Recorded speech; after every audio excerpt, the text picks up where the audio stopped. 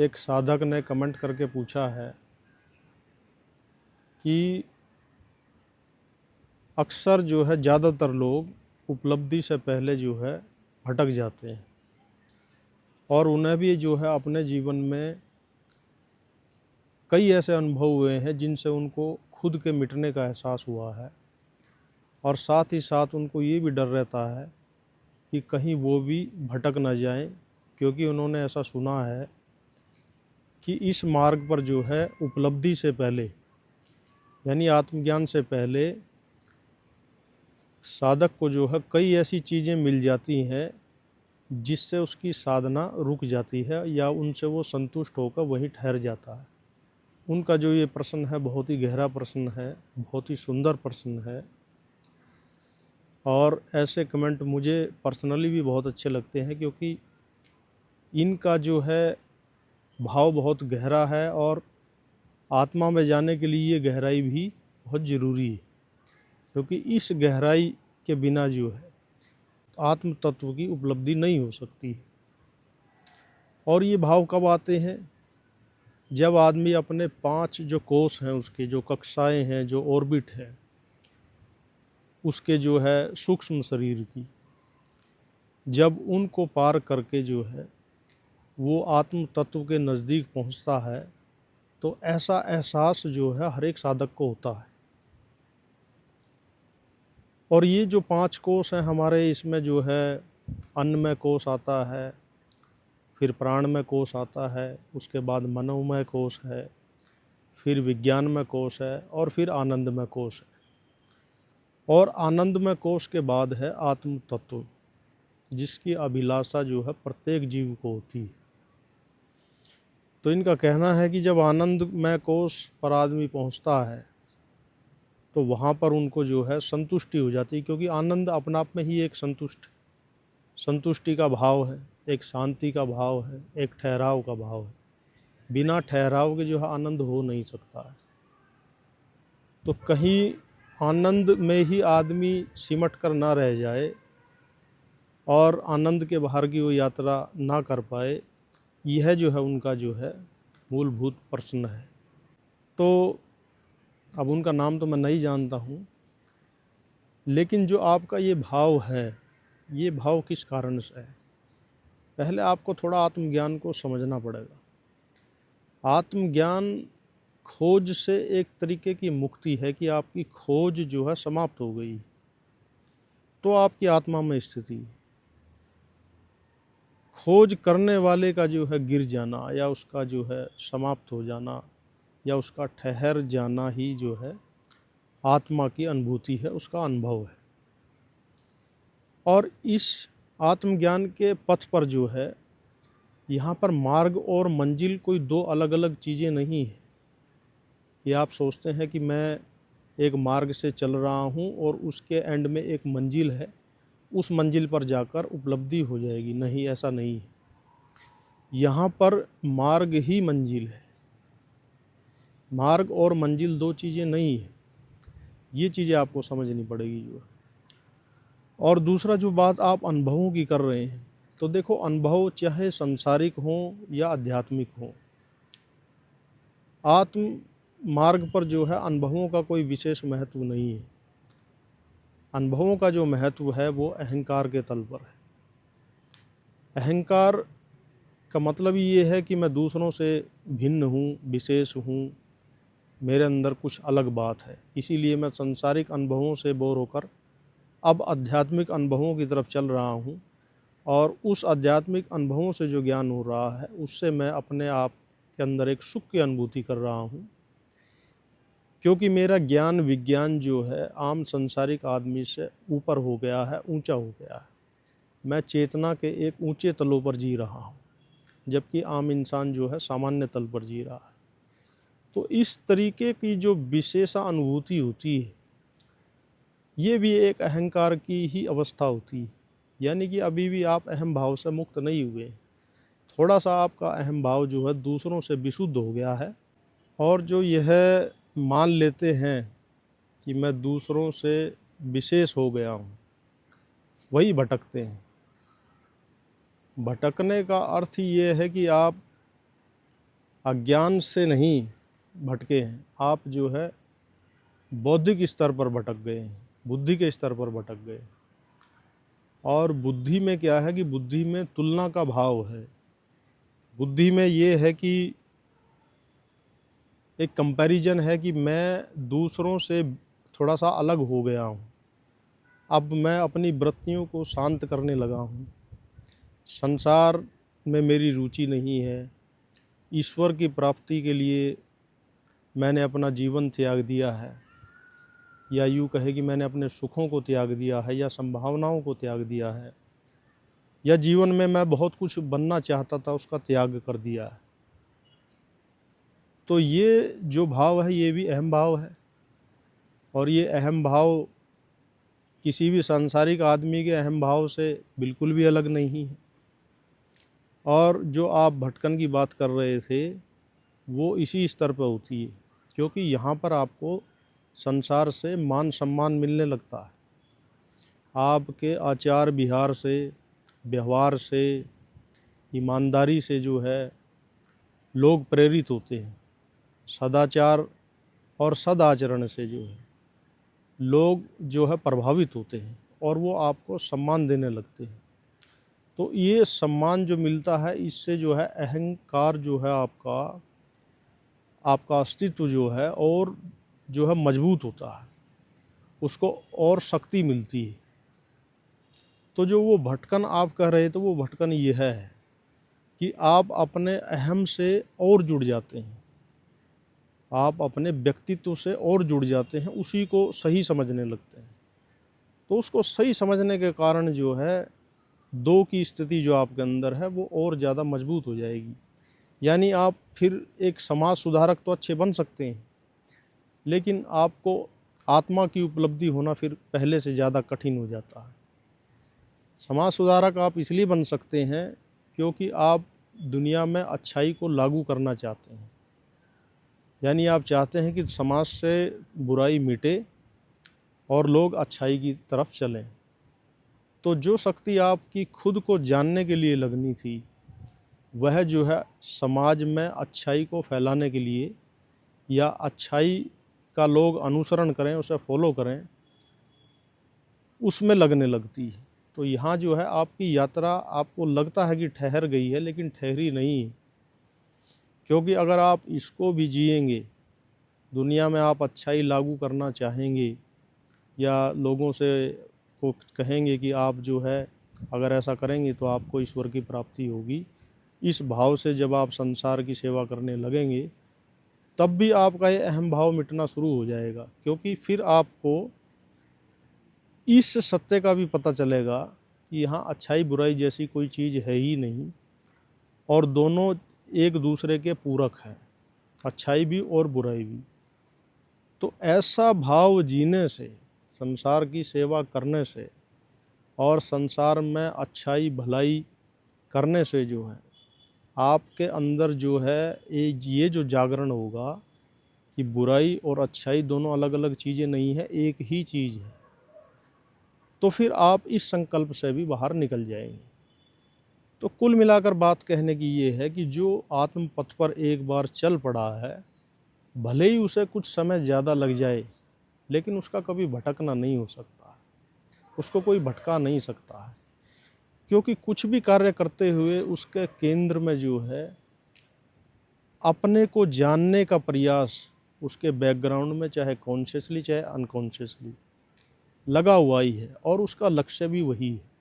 चाहे वह अच्छाई करे या भलाई करे या प्रवचन करे या लोगों को जो है पापों से मुक्ति के लिए प्रेरित करे, कुछ भी वो कार्य करेगा वो कार्य जो है उसकी आत्मा को ही समर्पित होगा। तो इसीलिए आप इस मार्ग पे अगर हैं तो इस बात से बिल्कुल निश्चिंत हो जाइए कि आप भटक सकते हैं। यहाँ भटकने का कोई उपाय है ही नहीं। जैसे अगर मान लो मछली अगर समुद्र में भटक भी गई तो तब भी वह समुद्र में ही रहेगी, समुद्र से बाहर जाने का कोई उपाय ही नहीं।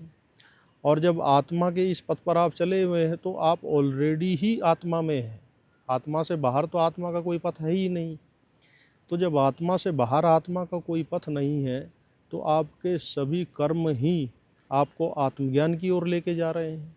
आत्मज्ञान से परे आप कहीं जा ही नहीं सकते। अब रही बात अनुभवों की, तो जो आप कह रहे हैं कि आपको जो अनुभवों का नशा है, देखो अनुभवों का नशा इसमें आता है, वो मैंने आपको बताया कि जब आदमी साधना करते करते 4 कोषों का भेदन करके आनंदमय कोष में आता है, तो आनंदमय कोष में जो उसको अनुभूति होती है, वो अनुभूति ही बड़ी हाई फीलिंग वाली होती है कि हर समय ऊर्जा का स्तर हाई बना रहता है आपके अंदर। और उसका कारण ये है कि आपकी अब ऊर्जा जो है, जो बाहर बह रही थी, जो ऊर्जा आपकी ध्यान के माध्यम से लोगों में जा रही थी, संसार के विषयों में खर्च हो रही थी, अब वह बंद हो गया है। तो क्या है कि आपकी ऊर्जा आपके अंदर ही ठहर गई है, और ठहरने के कारण से हर समय आप जो है बहुत एनर्जेटिक फील करते हैं। यानी कि बड़ा सात्विक एक एनर्जी का भाव होता है, जिसमें खुद में ही रहने का एक जो एहसास है, या खुद में ही बने रहने की एक जो फीलिंग है, एक जो अनुभूति है, वो बड़ी आनंदित और रोमांचक होती है। उसमें थोड़ा समय का अभाव हो जाता है, समय नहीं रहता है उसके अंदर, और साधक जो है अपने अंदर बड़े गहरे आत्मिक सुख की अनुभूति करता है। तो यहाँ भी आप ठहर सकते हैं और यहाँ से आप आगे भी जा सकते हैं। कुछ समय के बाद आपको ये अनुभूति भी छोड़ देगी, जो है ये हर समय बनी नहीं रह सकती, क्योंकि अनुभव का मतलब ही है कि जो आता है और जाता है वही अनुभव है। अनुभव कभी सदा रह नहीं सकता है, चाहे अनुभव कितना भी अच्छा हो या अनुभव कितना भी बुरा हो, उसकी जो फीलिंग है वो हर समय नहीं बनी रह सकती। ये तो हो सकता है कि ये और अनुभूतियों से थोड़ी लंबी रह जाए, इसका समय काल थोड़ा ज़्यादा हो जाए, लेकिन अंततः ये भी चली ही जाएगी। जितने भी अनुभव हैं वो सब विचार के माध्यम से प्रकट होते हैं, और आप कोई विचार नहीं है, क्योंकि विचार हर समय बदलते रहते हैं। और ये आप इसलिए जानते हैं कि विचार हर समय बदलते रहते हैं, क्योंकि आप विचारों का अनुभव करते हैं। आप विचारों के जानने वाले हैं, आप विचार से पहले हैं, इसीलिए आप विचार को भी जानते हैं। तो जो विचार के आने जाने वाले को जानता है, और विचार से हुए अनुभव को भी जानता है, और उन अनुभवों के होने के बाद की स्थिति को भी जो जानता है, वह आपका आत्मस्वरूप है। वह आत्मस्वरूप हर समय बना हुआ है, हर एक स्थिति में बना हुआ है, तीनों लोकों में है जो है, तो उसको तो भुलाया ही नहीं जा सकता। कोई कितना प्रयास भी कर ले, कितना भी बेहोश हो जाए, तब भी वो अपने आत्म भाव को तो कभी नहीं भुला सकता। लेकिन आत्म भाव में रहने की जो स्थिति है, वही स्थिति आत्मा का जो है पूर्ण ज्ञान है। यानी अब आपको यह गहरा बोध हो गया है कि किसी भी अनुभव में आप नहीं ठहर सकते। यानी मैं अगर दूसरी तरीके से कहूँ कि कोई भी अनुभव आप में नहीं ठहर सकता है, कोई भी अनुभव आपके अंदर कोई स्थिति को जन्म नहीं दे सकता है। तो जब ये बोध गहरा हो जाएगा, तो आपकी अपने अंदर ही स्थिति होने लगेगी जो है, फिर आप अनुभवों से ऊपर उठ जाएंगे। जब तक अनुभवों के तल पे जी रहे हैं, तब तक मन के तल पे जी रहे हैं, क्योंकि मन और अनुभव अलग बातें नहीं हैं। मन के अंदर संशय भी उठता है, संकल्प भी उठता है, विकल्प भी होता है, अनुभव आते हैं, अनुभव जाते हैं, लेकिन आत्मा के तल पर कोई अनुभव नहीं है। आत्मा तो इन मन का, इन विचारों का, इन सभी घटनाओं का एक साक्षी है।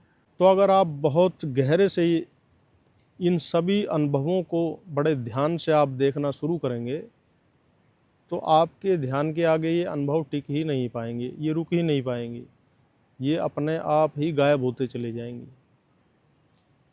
क्योंकि अनुभव जब आत्मा विचार के साथ एक हो जाती है, तो अनुभव की अनुभूति होती है। जब आपको विचारों का पूर्ण तरीके से ये ज्ञान हो गया कि विचार जैसी कोई चीज़ नहीं है, ये एक वृत्ति है संस्कारों की। यानी एक ही चीज़ को बार बार रिपीट करने से जो भाव पैदा होता है, उस भाव को विचार कहते हैं। कोई भी आपको अनुभव हुआ, वो अनुभव अगर बड़ा सुखद हुआ, बड़ा रोचक हुआ, तो उस अनुभव की कल्पना से जो आइडिया आता है उसे विचार कहते हैं।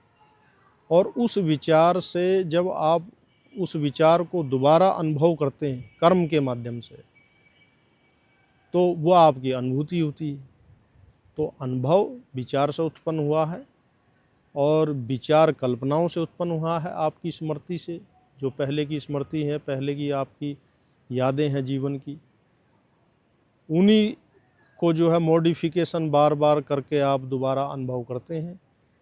कुछ चीज़ें हर एक अनुभव में आपकी छूट जाती हैं, उनको आप जब उस अनुभव को दोबारा करने की इच्छा होती है तो आप उन चीज़ों को जो छूट गई हैं उसी में ऐड करके दोबारा अनुभव करना चाहते हैं।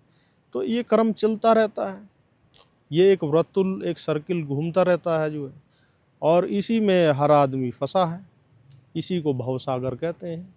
भवसागर का मतलब कि उन्हीं अनुभूतियों का, उन्हीं भावनाओं का बार बार घूम के आना, उन्हीं को बार बार अनुभव करना और उसी अनुभव से जो है खुद को सुखी महसूस करना, यही एक भवसागर है। भवसागर का एक चक्र है, दुष्चक्र कह लो।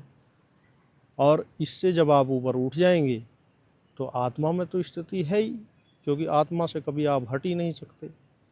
जो मूल स्वभाव है, जो निज स्वभाव है, उससे तो कोई हटने का कोई उपाय है ही नहीं। तो वहाँ पर स्थिति बनते ही आत्मज्ञान हो जाएगा जो है। तो आत्मज्ञान होगा ऐसे ही जब पूरे संशय आपके गिर जाएंगे, जब आपको लगेगा कि कहीं पर भी इस दुनिया में कुछ नहीं है, कुछ भी अनुभव करने जैसा नहीं है। एक ही अनुभव को कितनी बार भी कर लिया है तब भी उस अनुभव से तृप्ति नहीं हुई है या पूर्ण रूप से उससे संतुष्टि नहीं हुई है। पहली वीडियो में भी इससे कई बार मैं समझा चुका हूँ कि अनुभव अपने आप में ही अपूर्ण है, उसको कभी पूरा किया नहीं जा सकता है। पूरा ना करने का कारण है हमारे इनकम्प्लीट सेंसेस, यानी जो हमारी इंद्रियां हैं उन्हीं में कंप्लीटनेस नहीं है। तो उनसे जो अनुभव होगा, उसकी जो स्मृति बनेगी, मेमोरी बनेगी, वो भी इनकम्प्लीट होगी। और यही जो इनकम्प्लीट मेमोरीज का जो एक संग्रह है, यही हमारी एक पहचान बन चुका है। इसी को हम अपनी पहचान मानते हैं और उसी को हम पूरा करने में लगे हुए हैं। इसीलिए अगर एक अनुभव को आप 1000 बार भी करेंगे तब भी वह अनुभव अधूरा ही रहेगा, वो आपको कभी पूर्ण तृप्ति नहीं दे पाएगा। तो ये जितने भी अनुभवों के नशे हैं, अपनी चेतना को इनसे ऊपर लेके जाइए, और वह होगा समझ से, विवेक से। जब अनुभवों को आप समझेंगे तो उनकी समझने मात्र से ही आपकी चेतना उन अनुभवों से जो है ऊपर उठनी शुरू हो जाएगी। तो ऐसा नहीं है कि आप भटक जाएंगे, भटकने का कोई उपाय नहीं है। समझ ही मुक्ति है। जितनी समझ आपकी बढ़ेगी उतनी आपकी इस संसार से मुक्ति संभव हो सकेगी। मन से आप ऊपर उठने लगेंगे जो है, अनुभवों से परे चले जाएंगे जो है। लेकिन जब भी आप पाएंगे तो स्वयं को ही पाएंगे। उपलब्धि किसी दूसरे की नहीं हो सकती है। उपलब्धि होगी तो अपनी ही होगी, किसी और की नहीं। और हर व्यक्ति खोज भी अपने को ही रहा है, दूसरे को कोई खोज भी नहीं सकता। आप अगर किसी अपने पार्टनर को भी या किसी और व्यक्ति को भी जो आपके सबसे करीब है उसको जानने का प्रयास करेंगे तो कभी आप उसको भी नहीं समझ पाएंगे, क्योंकि उसके अंदर भी रोज़ परिवर्तन हो रहा है। कल जो उसने बात कही थी आज वह उस पर कायम नहीं है। तो आप कहेंगे कि आप बदल गए, तो भैया यहाँ तो सब कुछ बदल रहा है। प्रकृति का मतलब ही बदलाव है, परिवर्तन है। और आत्मा का अर्थ ही है कि जो शाश्वत है, जो सदा से है, जो कभी बदलता नहीं है। तो प्रकृति का और आत्मा का कभी मेल नहीं होता है। अगर आप प्रकृति के तल पे जिएंगे और आप चाहेंगे कि आपको आत्मा का अनुभव हो जाए तो वो कभी नहीं होगा। आत्मा का अनुभव आत्मा में रहकर ही होगा। प्रकृति में रहकर कभी आत्मा अनुभव घटित नहीं होगा। प्रकृति में रहकर सिर्फ ये समझ आपकी बन सकती है कि प्रकृति परिवर्तनशील है, इसमें बदलाव है, यह इसमें ठहराव नहीं है। और ये समझ कि जहाँ ठहराव नहीं है वहाँ शांति नहीं है, वहाँ सुकून नहीं है, वहाँ आनंद नहीं है। सिर्फ ये समझ ही आपको आत्मभाव तक ले जा सकती है।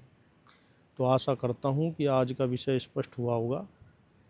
और अगर आपको कोई इसमें संशय है तो आप दोबारा कमेंट कर सकते हैं, या व्हाट्सएप से भी मुझे आप अपने सवाल भेज सकते हैं। मुझे सुनने के लिए, समय देने के लिए आप सभी का बहुत बहुत धन्यवाद।